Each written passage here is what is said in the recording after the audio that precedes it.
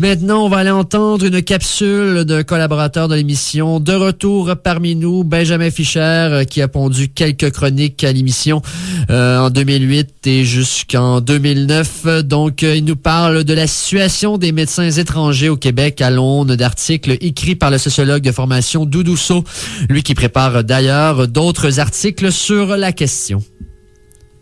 Nous revenons ici sur une série d'articles parus sur les sites vigile.net et mediamosique.com.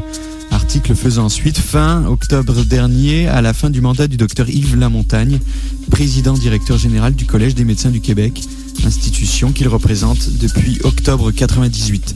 Ces articles, écrits par Doudou Saut, sociologue de formation et conseiller en emploi, révèlent ni plus ni moins la supercherie organisée par le Collège des médecins du Québec, contribuant à l'affaiblissement du système de santé québécois.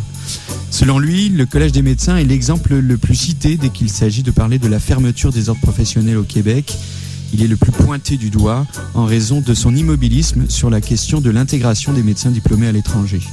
L'auteur des articles précise: on présente les médecins étrangers comme des incompétents et des dangereux pour la population québécoise qui veut noyer son chien, l'accuse de la rage. La réalité, certains médecins diplômés à l'étranger ont obtenu les prérequis exigés. Ils ont passé les mêmes évaluations que leurs collègues québécois. Ils ont réussi les examens d'équivalence. Or, l'attitude du Collège des médecins ainsi que des facultés de médecine laisse plutôt transparaître une certaine crainte de la part de leurs membres de se faire submerger par des médecins diplômés à l'étranger.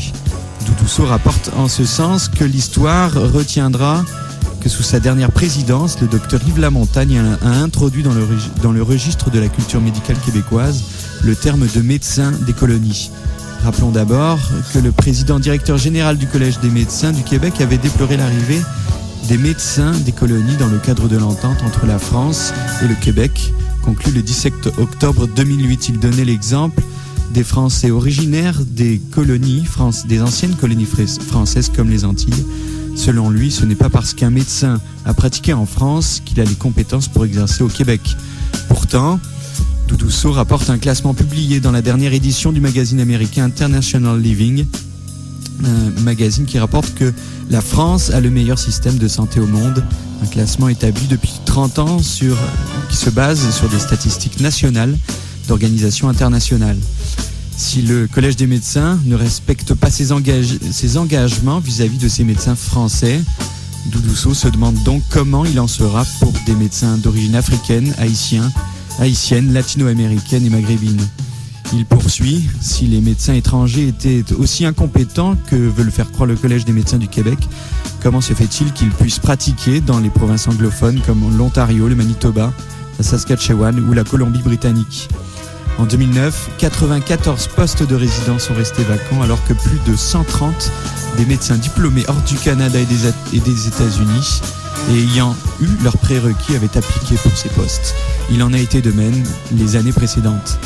Certes, le manque de médecins étrangers ou de médecins québécois n'est pas le seul problème du système de santé québécois, mais il n'en demeure pas moins qu'il peut constituer une partie de la solution aux engorgements de l'accès aux soins de santé, explique l'auteur des articles. Ainsi, on peut se demander quelle est la raison fondamentale qui pousse le Collège des médecins à refuser l'intégration des médecins diplômés à l'étranger, contribuant ainsi à mettre en péril la santé des Québécois, mais également la cohésion sociale du Québec. L'auteur cite ici, pour répondre, Léopold Lauzon, professeur au département des sciences comptables de l'Université du Québec à Montréal et titulaire de la chaire d'études socio-économiques de l'UQAM.